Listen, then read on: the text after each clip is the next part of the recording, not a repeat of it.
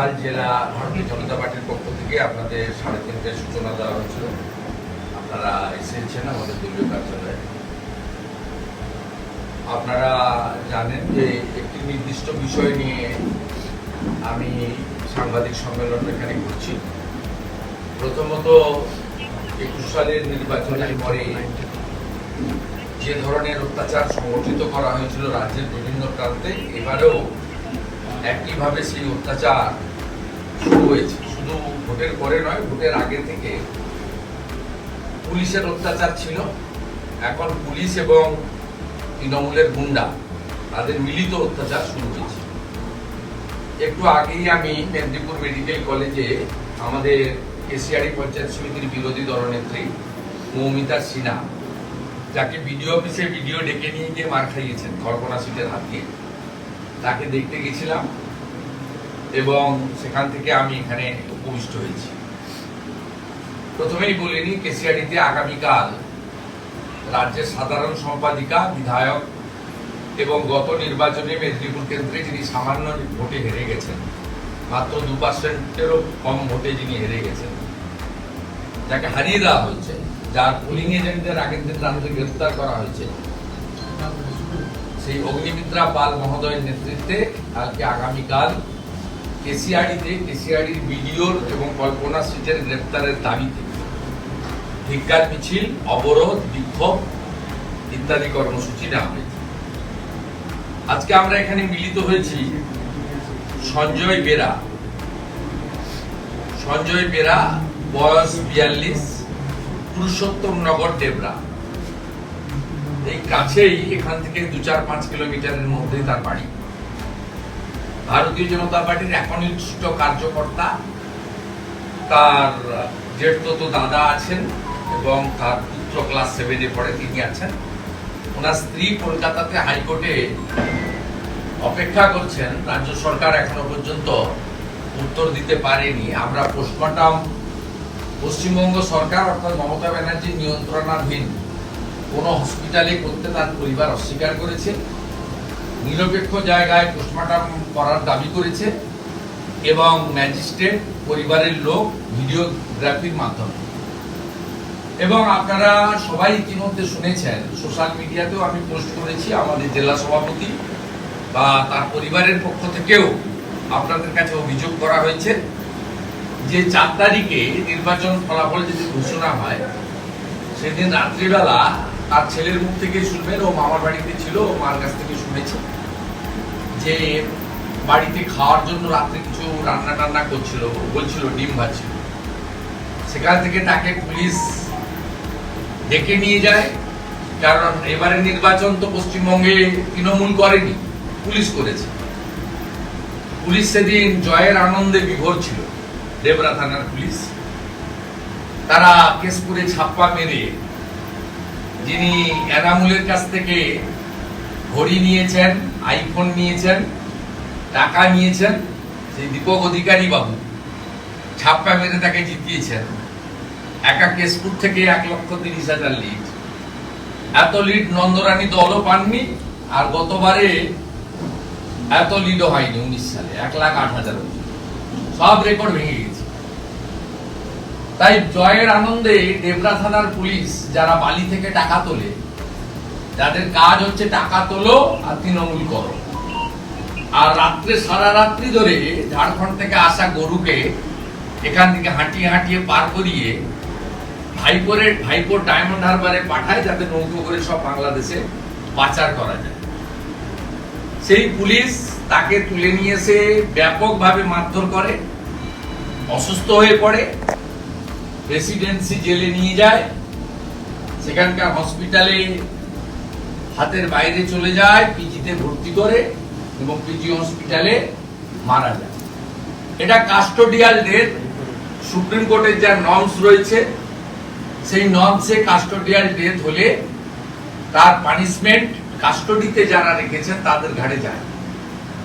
আমরা প্রথমত তার পরিবারের পাশে আছি এবং ভারতীয় জনতা পার্টির একদম একনিষ্ঠ, পরিচিত, মিছিল মিটিং এ থাকা, বুথে কাজ করা কার্যকর্তা সঞ্জয় বেরা এবং অবসরপ্রাপ্ত সামরিক কর্মী যিনি তার নিজের জীবনের একটা বড় সময় যৌবনকাল দেশ মাতৃকার জন্য ব্যয় করেছেন, তাকে আজকে পশ্চিমবাংলায় এই পরিণতির সামনে পড়তে হয়েছে। এই রাজ্যে গণতন্ত্র, সংবিধান অধিকার সবই কেড়ে নিয়েছে, হরণ করে নিয়েছে তৃণমূল কংগ্রেস। তারা যদি ভাবে যে 45% ভোট পেয়ে 39% ভোট পাওয়া পার্টিকে এইভাবে শেষ করে দেব, তাহলে তারা ভুল করবেন। আমরাও বিচার ব্যবস্থার প্রতি আস্থা রেখে গণতান্ত্রিক ভাবে আমাদের আন্দোলনকে তীব্র থেকে তীব্র করব, পরিবারের পাশে থাকব। আমরা সবাই ওয়েট করছি হাইকোর্টের সিদ্ধান্তের উপরে। মহামান্য হাইকোর্ট তার পরিবারকে যে সিদ্ধান্ত দেবেন আমরা মেনে নেব। আগামীকাল ডেবরাতে আমাদের ধিক্কার মিছিল সংগঠিত করা হবে।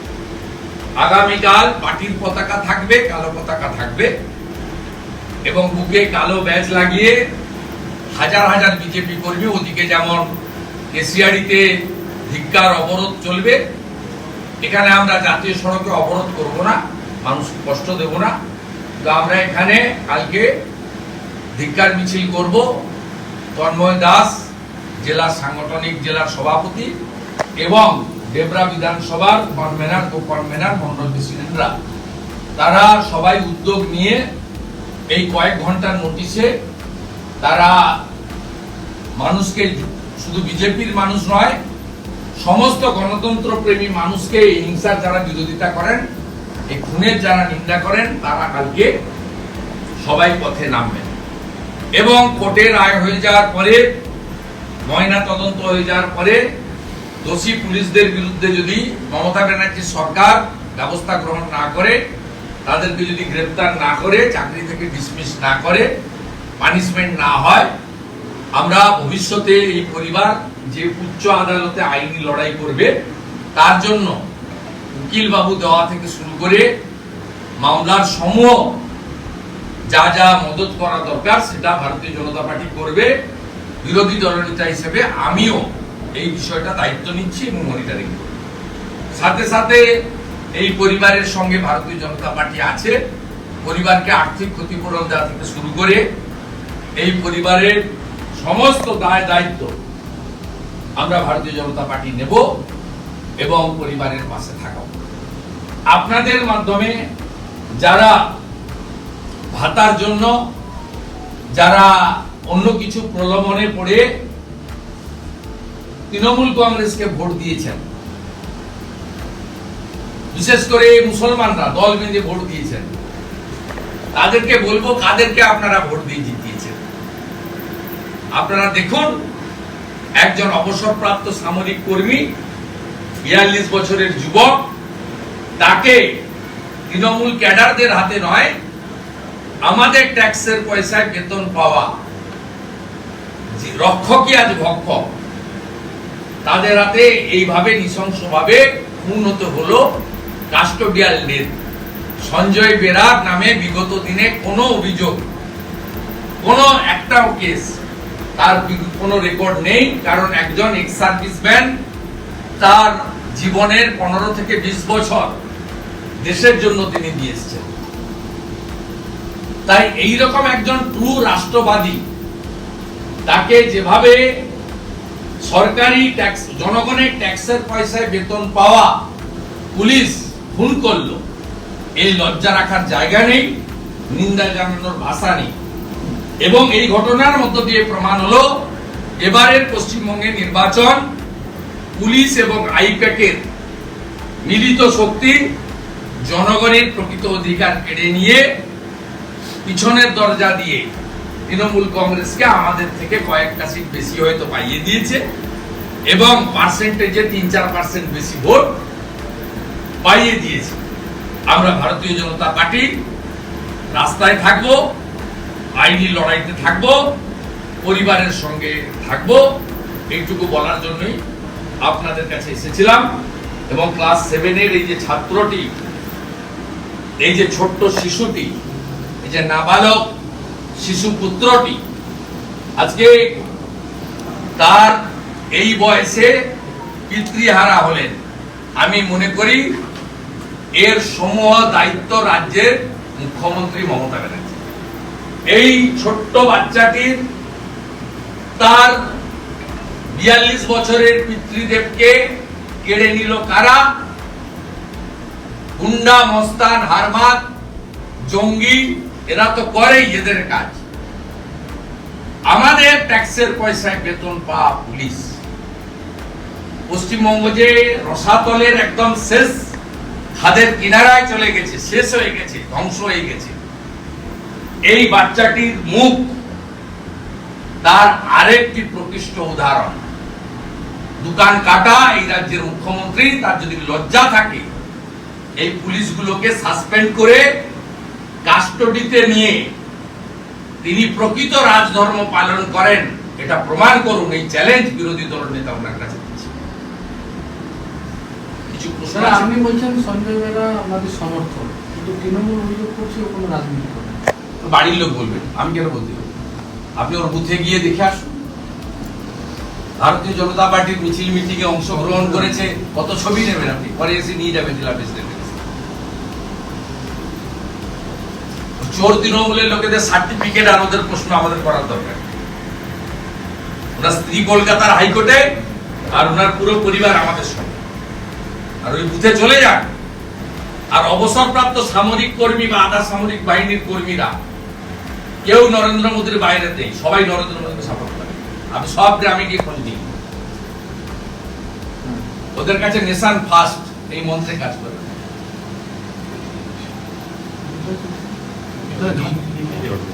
ঘাটাল এলাকায় একাধিক বিজেপি কর্মীকে চাপ দেওয়া হচ্ছে টাকার জন্য, মানে ইলেকশনের পরে তোমার অভিযোগ আসছে। চা দোকান পুড়িয়েছে তো ঘাটালে, বড়দা চৌকনে দুটো চা দোকান পুড়িয়েছে। তৃণমূল মানেই অগ্নিসংযোগ, খুন। হ্যালো,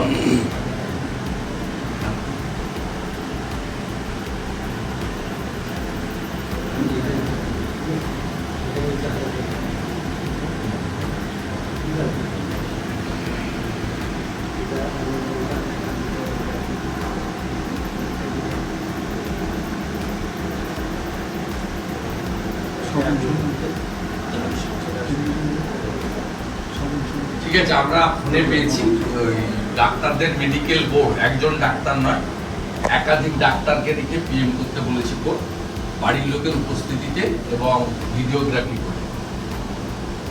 ঠিক আছে, কোর্টের রায়কে আমি স্বাগত জানাচ্ছি, তার পরিবারও স্বাগত জানাবেন, এবং 26 তারিখে আবার মামলা রেখেছে। আমি আশা করব যে এই ছোট্ট বাচ্চাটির দিকে তাকিয়ে বা এই ধরনের রক্ষকী ভক্ষক ওর যথোপযুক্ত ব্যবস্থা নেবে। বলুন আর কি আছে? আমি কলকাতা कल बीजेपी महिला कर्मी को वीडियो ऑफिस में मारा गया। पूरा स्टेट में तानाशाही चल रहा है। पिछले 48 आवर्स में बहुत हादसा हुआ। इसमें हमारी संजय बेरा का डेथ हुआ पुलिस कस्टडी में। एक सर्विसमैन है, बीजेपी का बूथ कार्यकर्ता है, उसका छोटा लड़का भी मेरा साथ है, देख लीजिए क्लास 7 का लड़का। इस तरीके से पुलिस बीजेपी वर्कर का ऊपर अत्याचार किया, ये सबूत संजय बेरा का डेथ है। दूसरा, ईस्ट मिदनापुर का भूपति नगर पुलिस स्टेशन में बीजेपी लीडर शशांक माइती, उनका घर में 30 से ज्यादा टीएमसी का गुंडा कल रात तोड़फोड़ किया। शशांक माइती घर में नहीं था। उनका पिता गौरहरी माइती को पीट के मार दिया। ये सेकेंड डेथ है। थर्ड डेथ का समाचार भी आया है कोचबिहार से। सिताई का बीजेपी का युवा मोर्चा का कार्यकर्ता संजय बर्मन, उन्होंने शेल्टर होम में था कुचबिहार जिला पार्टी ऑफिस में, कल रात को घर गया था। उसका घर टीएमसी का गुंडा लोग ने घेर लिया। उन्होंने जान बचाने के लिए मोटरसाइकिल लेकर तुरंत भागना शुरू किया, और भागने का वक्त मोटरसाइकिल स्किड करके उनका देहांत हो गया संजय गौतम का। कल किस तरह से केसीआरई में हमारी बीजेपी का जो ऑपोजिशन लीडर है केसियाड़ी पंचायत समिति, वीडियो खुद बुला के वहाँ टीएमसी का जो मेंबर था उनको देकर बुरी तरह से पिटाई किया। उन्होंने मिर्तीपुर मेडिकल कॉलेज में है। हम लोग केसियाड़ी वीडियो का अरेस्ट की मांग करता हूँ। काल केसियाड़ी में ब्लॉकेड रहेगा और पूरा दिन बीजेपी कार्यकर्ता आम जनता को लेकर धरना प्रदर्शन करेगी। और अग्निमित्रा पाल जी पार्टी की महामंत्री, हमारी एमएलए प्रत्याशी थी इंदापुर का, उनकी लीडरशिप में ये प्रोग्राम होगा। यहाँ डेबरा में भी काल संजय बेरा को लेकर जो पुलिस एक काम किया उसको तुरंत गिरफ्तार की मांग पर और डेबरा थाना ओसी का निलंबित की मांग पर हम लोग काल यहाँ भाजपा की ओर से हमारी प्रोटेस्ट रैली होगा। तन्मय दास हमारी डिस्ट्रिक्ट प्रेसिडेंट ऑर्गेनाइज करेगी। मैं आने के लिए कोशिश करूंगा, लेकिन नहीं आऊंगा तो दूसरा लीडर लोग आएगा। और भूपति नगर में भी हमारी कार्यक्रम थोड़ी देर बाद वहाँ का डिस्ट्रिक्ट से ऐलान होगा। हम लोग भूपति नगर में भी काल हमारी पार्टी का प्रोटेस्ट कार्यक्रम ऐलान करने वाला है।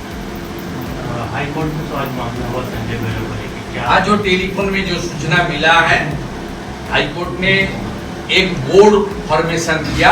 एक डॉक्टर नहीं करेगी, मल्टीपल नंबर ऑफ डॉक्टर्स का बोर्ड पीएम करेगी इन प्रेजेंस ऑफ उनका फैमिली का मेंबर, और पूरा के पूरा पोस्टमार्टम का वीडियोग्राफी होगा।